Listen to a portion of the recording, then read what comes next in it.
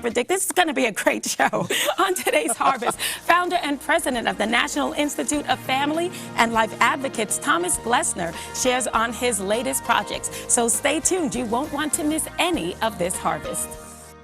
Thomas Glessner is a member of the Bar Associates for the states of Washington and Virginia and for the United States Supreme Court. He's also the founder and current CEO of the National Institute of Family and Life Advocates, a public interest law firm dedicated to giving legal counsel and training to pregnancy help centers. Thomas is also the author of several books, including his latest novel, Destiny's Teen, which we were just chatting about. I was telling him that I was reading it last night. Great story. I mean, great story. It really grabbed me from the very beginning, and there's so many great themes in it. But we'll get to that in just a little while. But what I really also caught my attention was the work that you do with many pregnancy help centers. And I kind of wondered, where did you get that passion for helping people in that type of situation?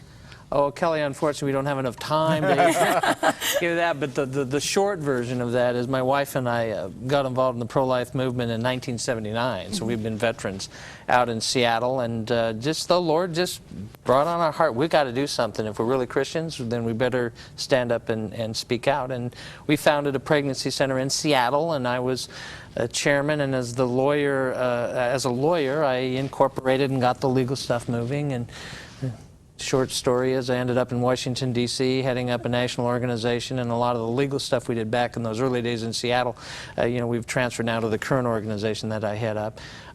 When we started in Seattle, we were the 35th pregnancy center nationwide in a network called the Christian Action Council. Today there are over 3,000 pregnancy resource centers across the country offering alternatives to abortion. Now, what type of legal advice or counsel do you usually give people in that situation, or the centers?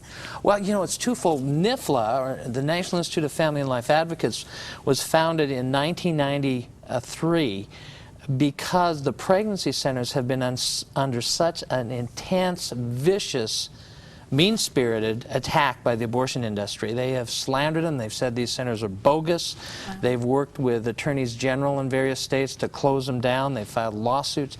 So we wanted to start a legal organization that would provide legal help to these centers. And the best way to win a lawsuit is never get sued. Right. So we do legal audits. We do conferences, provide legal counsel.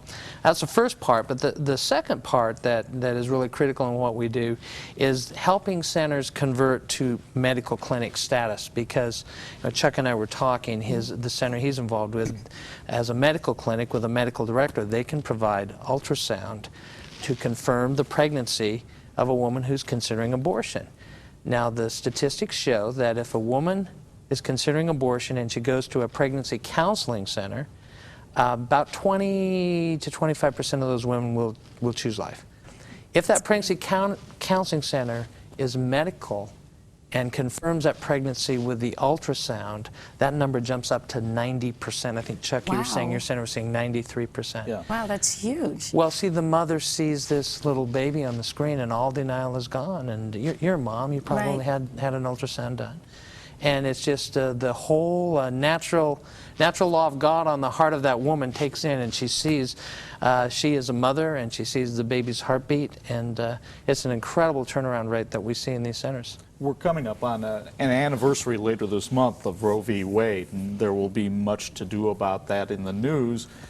A lot of people say, well, why is there so much to do about it? It's been with us for 35, 36 years now. It's part of our culture. But I know you really feel like that decision still has an extreme negative impact on our culture. Chuck, imagine if tomorrow the headline news reads, 4,000 American soldiers killed in Iraq. And the next day, 4,000 American soldiers killed in Iraq. And the next day, and the next day. And eventually the President of the United States addresses a nation and he says, for the foreseeable future, we will lose 4,000 soldiers in Iraq, 1.2 million a year. The end is not in sight. Now, what I've just described to you is abortion in America.